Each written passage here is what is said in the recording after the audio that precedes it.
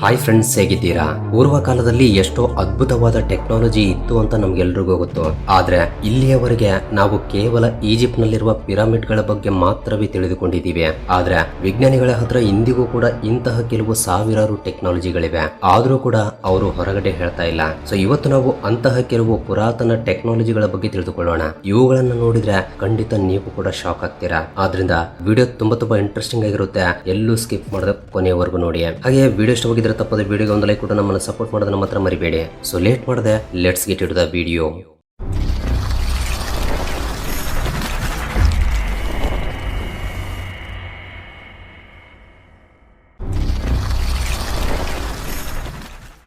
Number 1, first dwarf humans. So ಮೊದಲು ಮನುಷ್ಯನ ಜನ್ಮಕ್ಕೆ ಸಂಬಂಧಿಸಿದ ವಿಷಯದ ಬಗ್ಗೆ ಮಾತನಾಡಿಕೊಳ್ಳೋಣ. ಇದನ್ನ ಪ್ರಪಂಚದಲ್ಲಿರುವ ಚರಿತ್ರಕಾರರು ಕೂಡ ವೆರಿಫೈ ಮಾಡಿದ್ದಾರೆ.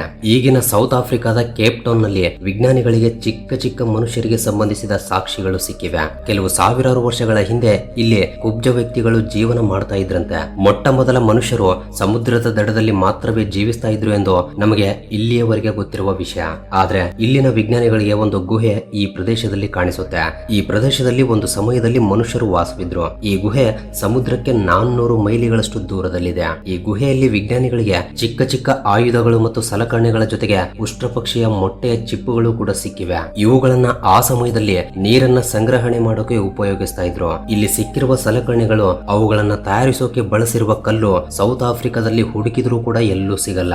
ಅಂದ್ರೆ ಇವುಗಳನ್ನ ಎಲ್ಲಿಂದಲೂ ತಗೊಂಡ್ ಬಂದಿದ್ದಾರೆ. ಇವುಗಳ ಮೇಲೆ ವಿಚಿತ್ರವಾದ ಗುರುತುಗಳಿವೆ. ಇವುಗಳನ್ನ ನೋಡ್ತಾ ಇದ್ರೆ ಧಾರ್ಮಿಕ ಕ್ರಿಯೆಯಲ್ಲಿ ಬಳಸ್ತಾ ಇದ್ರು ಎಂದು ಅರ್ಥವಾಗುತ್ತೆ. ಇವು ಸರಿಸುಮಾರು 1,05,000 ವರ್ಷಗಳಷ್ಟು ಪುರಾತನವಾದ ವಸ್ತುಗಳು. ಹಾಗಾದ್ರೆ ಇಲ್ಲಿ ಪ್ರತಿಯೊಬ್ಬರಲ್ಲೂ 2 ಪ್ರಶ್ನೆಗಳು ಹುಟ್ಟಿಕೊಳ್ಳುತ್ತವೆ. ಮೊದಲನೆಯದ್ದು, ನಿಜಕ್ಕೂ ಇವರು ಈ ಗುಹೆಯ ಹತ್ತಿರ ಹೇಗೆ ಬಂದ್ರು? ಎರಡನೆಯದ್ದು, ಉಷ್ಟ್ರಪಕ್ಷಿಯ ಮೊಟ್ಟೆಯ ಚಿಪ್ಪುಗಳನ್ನ ಸಾವಿರಾರು ವರ್ಷಗಳು ಕಳೆದು ಹೋದ್ರೂ ಕೂಡ ಹೇಗೆ ಹಾಳಾಗದೆ ಭದ್ರಪಡಿಸಿದ್ರು ಎಂದು. ಬಟ್ ಈ ಪ್ರಶ್ನೆಗೆ ಸಮಾಧಾನಗಳನ್ನ ಇದುವರೆಗೂ ಕಂಡು ಹಿಡಿದಿಲ್ಲ. Number 2, ark of the covenant. ಒಂದು ವೇಳೆ ನೀವು ಬೈಬಲ್ ಅನ್ನ ಓದಿದ್ರೆ ಆರ್ಕ್ ಆಫ್ ದಿ ಕೋವೆನೆಂಟ್ ಬಗ್ಗೆ ಕೇಳಿರ್ತೀರಿ. ಇದು ಬೈಬಲ್ ನಲ್ಲಿರುವ ಒಂದು ರಹಸ್ಯವಾದ ವಿಷಯ. ವಿಜ್ಞಾನಿಗಳು ಮತ್ತು ಖಜಾನೆಗೋಸ್ಕರ ರಿಸರ್ಚ್ ಗಳನ್ನ ಮಾಡ್ತಾ ಇರುವವರು ಈ ವಸ್ತುವನ್ನ ಹುಡುಕುವ ಕೆಲಸದಲ್ಲಿದ್ದಾರೆ. ಆದ್ರೆ ಇದು ಇಂದಿಗೂ ಯಾರಿಗೂ ಸಿಕ್ಕಿಲ್ಲ. ಇಲ್ಲಿ ಹೆಬ್ರಿಯು ಭಾಷೆಯಲ್ಲಿ ಒಂದು ಸಂದೇಶವನ್ನ ಬರೆಯಲಾಗಿದೆ. ಆದ್ರೆ ಅದು ಯಾರಿಗೂ ಅರ್ಥವಾಗ್ತಾ ಇಲ್ಲ. ಒಂದು ವೇಳೆ ಅದು ಅರ್ಥವಾಗಿದ್ರೆ ಈ ವಸ್ತು ಈಗ ಎಲ್ಲಿದೆ ಎಂಬುದು ಗೊತ್ತಾಗ್ತಾ ಇತ್ತೇನೋ. 2018ರಲ್ಲಿ ನಸ್ಕತ್ ಕಲೀಂ ಎಂಬ ಹೆಸರಿನಿಂದ ಒಂದು ಟೆಕ್ಸ್ಟ್ ಮೆಸೇಜ್ ಪ್ರಪಂಚದ ಮುಂದೆ ಬರುತ್ತೆ. ಈ ಟೆಕ್ಸ್ಟ್ ಅನ್ನ ಆ ಹೀಬ್ರೂ ಭಾಷೆಯಲ್ಲಿ ಟ್ರಾನ್ಸ್ಲೇಟ್ ಮಾಡಲಾಗಿದೆ. ಈ ಮೆಸೇಜ್ ಪ್ರಕಾರ ಆ ಖಜಾನೆ ಕಿಂಗ್ ಸೋಲಮನ್ನ ಖಜಾನೆ ಎಂದು, ಇದಕ್ಕೆ ಸಿಂಹ ಮತ್ತು ಹದ್ದಿನಿಂದ ಏರ್ಪಟ್ಟ ಜಂತು ಕಾವಲುಗಾರವಾಗಿ ಇರುತ್ತೆ ಎಂದು ಬರೆಯಲಾಗಿದೆ.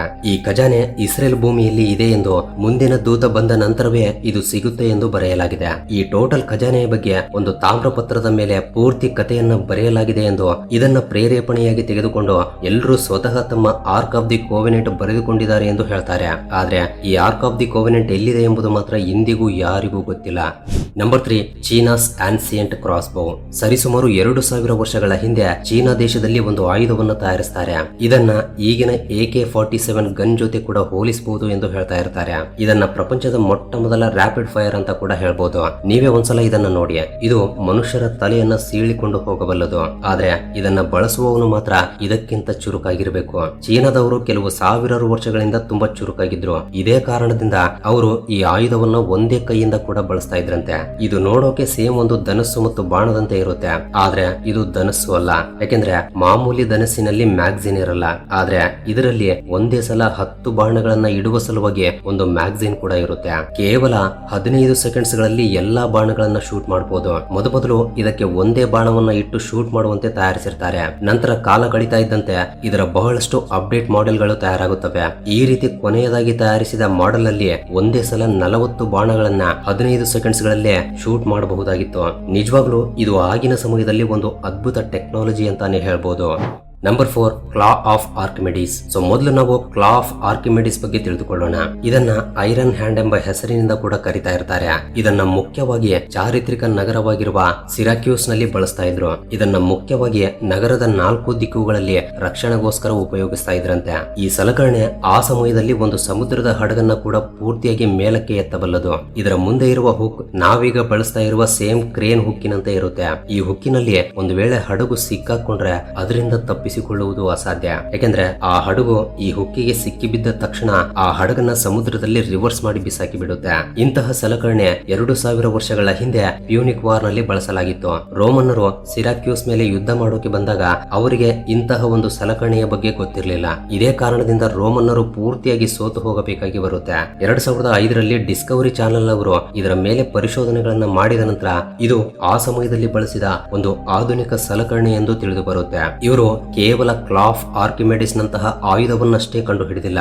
ಇವರು ದೂರದಲ್ಲಿ ಹೋಗ್ತಾ ಇರುವ ಹಡಗನ್ನು ಕೂಡ ಸುಟ್ಟು ಹಾಕುವ ಒಂದು ಸಿಸ್ಟಮ್ ಅನ್ನು ಕೂಡ ತಯಾರಿಸಿಕೊಂಡಿದ್ರು. ಇದು ಈಗ ನಾವು ಬಳಸ್ತಾ ಇರುವ ಮಿರರ್ ಡಿಸ್ಕ್ ನಂತೆ ಇರುತ್ತೆ. 3000 ವರ್ಷಗಳ ಹಿಂದೆ ಅವರು ಸೂರ್ಯನ ಕಿರಣಗಳನ್ನ ಒಂದು ಬಿಂದುವಿಗೆ ಹೇಗೆ ತರಬೇಕು, ಮರಳಿ ಅದನ್ನ ಹೇಗೆ ರಿಫ್ಲೆಕ್ಟ್ ಮಾಡಿ ಪ್ರಯೋಗಿಸಬೇಕು ಎಂಬುದನ್ನ ಕಂಡುಕೊಂಡಿದ್ದಾರೆ ಅಂದ್ರೆ ನಿಜವಾಗ್ಲೂ ಅದ್ಭುತ ಅನ್ಸುತ್ತೆ. ಅವರು ಈ ಆಯುಧವನ್ನ ಆ ನಗರದ 4 ದಿಕ್ಕುಗಳಲ್ಲಿ ಅಳವಡಿಸಿದ್ರು. ತಮಗೆ ಹತ್ತಿರ ಬರುವ ಯಾವುದೇ ಹಡಗನ್ನಾಗ್ಲಿ ಈ ರೀತಿ ಬಿಸಿಲಿನಿಂದ ಬಂದಿರುವ ಶಾಖವನ್ನ ರಿಫ್ಲೆಕ್ಟ್ ಮಾಡಿ ಸುಟ್ಟು ಬಿಡ್ತಾ ಇದ್ರಂತೆ. ಇದೇ ಅಲ್ಲದೆ ಅವರು ಸ್ಟೀಮ್ ನಿಂದ ನಡೆಯುವ ಒಂದು ಕ್ಯಾನೋನ್ ಅನ್ನು ಕೂಡ ತಯಾರಿಸಿದ್ದಾರೆ. ವಿಜ್ಞಾನಿಗಳಿಗೆ ಈ ಆರ್ಕಿಮೆಡಿಸ್ ಅವರು ತಯಾರಿಸಿರುವ ಈ ಮಿರರ್ ಡಿಸ್ಕ್ ಕೂಡ ಸಿಕ್ಕಿದೆ. ಬಟ್ ಇವುಗಳನ್ನ ಹೇಗೆ ತಯಾರಿಸಿದ್ದಾರೆ, ಅವರಿಗೆ ಇಷ್ಟೊಂದು ಟೆಕ್ನಾಲಜಿ ಎಲ್ಲಿಂದ ಬಂತು ಎಂಬುದು ಮಾತ್ರ ಇಂದಿಗೂ ಅರ್ಥವಾಗ್ತಾ ಇಲ್ಲ. Number 5, ವಕಾರಿ island. ನ್ಯೂಜಿಲೆಂಡ್ ಸಮುದ್ರದ ದಡದಲ್ಲಿ ವಕಾರಿ ಎಂಬ ಒಂದು ದ್ವೀಪ ಕಾಣಿಸುತ್ತೆ.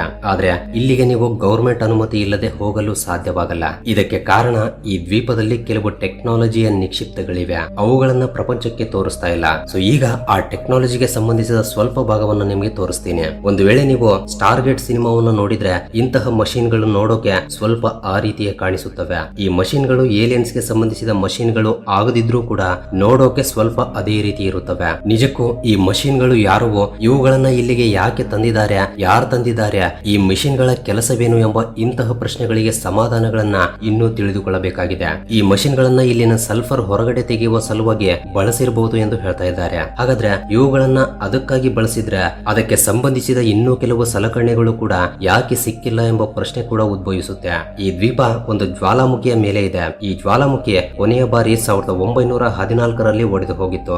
ಆ ಸಮಯದಲ್ಲಿ ಭಯಂಕರವಾದ ವಿನಾಶವನ್ನು ಕೂಡ ಸೃಷ್ಟಿ ಮಾಡಿತು ಅಂತ ಹೇಳ್ತಾ ಇರ್ತಾರೆ. ಆದ್ರೆ ಈ ಸಲಕರಣೆಗಳು ಮಾತ್ರ ಆ ಜ್ವಾಲಾಮುಖಿಯಲ್ಲಿ ಸ್ವಲ್ಪವೂ ಹಾಳಾಗದೆ ಹಾಗೆಯೇ ಉಳಿದು ಹೋಗಿವೆ ಅಂದ್ರೆ ನಂಬಲು ಸ್ವಲ್ಪ ಕಷ್ಟ ಅನ್ಸುತ್ತೆ. ಅದಕ್ಕಾಗಿಯೇ ಇದೊಂದು ಏಲಿಯನ್ ಪ್ರಪಂಚ ಆಗಿರ್ಬೋದು ಅಂತ ಬಹಳಷ್ಟು ಜನ ಅಂದುಕೊಳ್ತಾ ಇದ್ದಾರೆ. ಈ ಟೆಕ್ನಾಲಜಿ ಎಲ್ಲಿಂದ ಬಂದಿದೆ, ಇವು ಇಲ್ಲಿ ಯಾಕಿವೆ ಎಂಬುದು ವಿಜ್ಞಾನಿಗಳಿಗೂ ಕೂಡ ಇಂದಿಗೂ ಅರ್ಥವಾಗ್ತಾ ಇಲ್ಲ.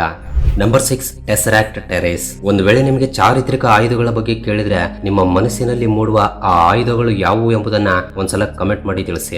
ಬಹುಶಃ ನಿಮ್ಮಲ್ಲಿ ಬಹಳಷ್ಟು ಜನ ರಥಗಳು, ಎತ್ತುಗಳು, ಬಿಲ್ಲು ಬಾಣಗಳು ಮತ್ತು ಪುರಾತನ ಹಡಗುಗಳು ಅಂತ ಕಮೆಂಟ್ ಮಾಡಬಹುದು. ಆದ್ರೆ ಒಂದು ದೊಡ್ಡ ಹಡಗು, ಅದು ಕೂಡ ಇಂದಿನ ಏರ್ ಕ್ರಾಫ್ಟ್ ಕ್ಯಾರಿಯರ್ ನಂತಹ ಒಂದು ದೊಡ್ಡ ಹಡಗು ಎಂಬ ಯೋಚನೆ ಮಾತ್ರ ಬರಲ್ಲ. ವಿಜ್ಞಾನಿಗಳಿಗೆ ಇಂತಹ ಒಂದು ಹಡಗು ಸಿಕ್ಕಿದೆ. ಇದು ಸರಿಸುಮಾರು 1800 ವರ್ಷಗಳಷ್ಟು ಪುರಾತನವಾದ ಹಡಗು. ಇದನ್ನ ಟೆಸರಾಕ್ಟ್ ಟೆರೇಸ್ ಎಂಬ ಹೆಸರಿನಿಂದ ಕರೀತಾರೆ. ನಿಜ ಹೇಳಬೇಕು ಅಂದ್ರೆ ಇದೊಂದು ದೊಡ್ಡ ನೌಕೆ. ಇದರ ಉದ್ದ 130 ಮೀಟರ್ಗಳು ಮತ್ತು ಅಗಲ 20 ಮೀಟರ್ಗಳು. ಅಷ್ಟೇ ಅಲ್ಲ, 25 ಮೀಟರ್ಗಳಷ್ಟು ಎತ್ತರವನ್ನು ಕೂಡ ಹೊಂದಿದೆ. ಇಲ್ಲಿ ಆಶ್ಚರ್ಯಪಡಿಸುವ ವಿಷಯ ಏನು ಅಂದ್ರೆ ಇದನ್ನ ಪೂರ್ತಿಯಾಗಿ ಕಟ್ಟಿಗೆಗಳಿಂದಲೇ ನಿರ್ಮಿಸಲಾಗಿದೆ. ಅದಕ್ಕಾಗಿಯೇ ಇದನ್ನ ಕಟ್ಟಿಗೆಯಿಂದ ತಯಾರಿಸಿದ ಮೊಟ್ಟ ಮೊದಲ ನೌಕೆ ಎಂದು ಕೂಡ ಹೇಳಲಾಗುತ್ತೆ. ಇದು 2 ಹಡಗುಗಳನ್ನ ಜೋಡಿಸಿ ತಯಾರಿಸಿದಂತೆ ಕಾಣಿಸುತ್ತೆ. ಇದರ ತೂಕ ಸರಿಸುಮಾರು 4000 ಟನ್ನುಗಳವರೆಗೆ ಇರಬಹುದು ಎಂದು ಅಂದಾಜಿಸಲಾಗಿದೆ. ಇದನ್ನ ಆಗಿನ ಈಜಿಪ್ಟ್ ತನ್ನ ಶಕ್ತಿಯನ್ನ ತೋರಿಸಿಕೊಳ್ಳುವ ಸಲುವಾಗಿ ತಯಾರಿಸಿರಬಹುದು ಎಂದು ಶಾಸ್ತ್ರಜ್ಞರು ಅಂದಾಜಿಸಿದ್ದಾರೆ. ಆದ್ರೆ ಇದನ್ನ ಯಾರು ಯಾವಾಗ ತಯಾರಿಸಿದ್ದಾರೆ, ಆಗಿನ ಕಾಲದವರು ಇದನ್ನ ತಯಾರಿಸೋಕೆ ಎಂತಹ ಟೆಕ್ನಾಲಜಿಯನ್ನ ಬಳಸಿರಬಹುದು, ಇಷ್ಟೊಂದು ಪರ್ಫೆಕ್ಟ್ ಆಗಿ ಕಟ್ಟಿಗೆಗಳನ್ನ ಹೇಗೆ ಕತ್ತರಿಸಿರಬಹುದು ಎಂಬ ಪ್ರಶ್ನೆಗಳು ಕೂಡ ಹುಟ್ಟಿಕೊಳ್ತಾ ಇವೆ. ಇದನ್ನ ನಡೆಸೋಕೆ ಆ ಹಡಗಿನಲ್ಲಿ ಯಾವಾಗ್ಲೂ 4000ಕ್ಕೂ ಅಧಿಕ ಜನರು ಕುಳಿತುಕೊಂಡು ನಡೆಸ್ತಾ ಇದ್ರಂತೆ. ಅಷ್ಟೇ ಅಲ್ಲ, ಇದರ ಡೆಕ್ ಮೇಲೆ ಯಾವಾಗ್ಲೂ 3000 ಜನ ಸೈನಿಕರು ಇರ್ತಾ ಇದ್ರಂತೆ. ಮೇ ಬಿ ಆಗಿನ ಸಮಯದಲ್ಲಿ ಇದೊಂದು ಚಲಿಸುವ ನಗರದಂತೆ ಇರಬಹುದು ಎಂದು ಶಾಸ್ತ್ರಜ್ಞರು ಹೇಳ್ತಾ ಇದ್ದಾರೆ. ಹಾಗಾದ್ರೆ ಈ ಎಲ್ಲಾ ವಿಷಯಗಳನ್ನ ಕೇಳಿದ ನಂತರ ನಿಮಗೆ ಅನಿಸ್ತಾ ಇದೆ? ನಿಮ್ಮ ಅನಿಸಿಕೆಗಳನ್ನ ತಪ್ಪದೆ ಕೆಳಗಡೆ ಕಮೆಂಟ್ ಮಾಡಿ ತಿಳಿಸಿ. ಹಾಗೆ ವಿಡಿಯೋ ಇಷ್ಟ ಆಗಿದ್ರೆ ತಪ್ಪದೆ ವಿಡಿಯೋಗೆ ಒಂದು ಲೈಕ್ ಕೊಟ್ಟು ನಿಮ್ಮ ಫ್ರೆಂಡ್ಸ್ ಅಂಡ್ ಫ್ಯಾಮಿಲಿ ಜೊತೆ ಕೂಡ ಶೇರ್ ಮಾಡಿ. ಅಂಡ್ ಫಸ್ಟ್ ಟೈಮ್ ಯಾರಾದ್ರೂ ನಮ್ಮ ಚಾನಲ್ ಅನ್ನ ಈಗ ನೋಡ್ತಾ ಇದ್ರೆ ತಪ್ಪದೆ ಸಬ್ಸ್ಕ್ರೈಬ್ ಮಾಡ್ಕೊಂಡು ಪಕ್ಕದಲ್ಲಿರುವ ಬೆಲ್ ಐಕನ್ ಅನ್ನ ಆಕ್ಟಿವೇಟ್ ಮಾಡ್ಕೊಳ್ಳಿ. ಅಂಡ್ ವಿಡಿಯೋವನ್ನ ಕೊನೆವರೆಗೂ ನೋಡಿದ್ದಕ್ಕೆ love you so much guys.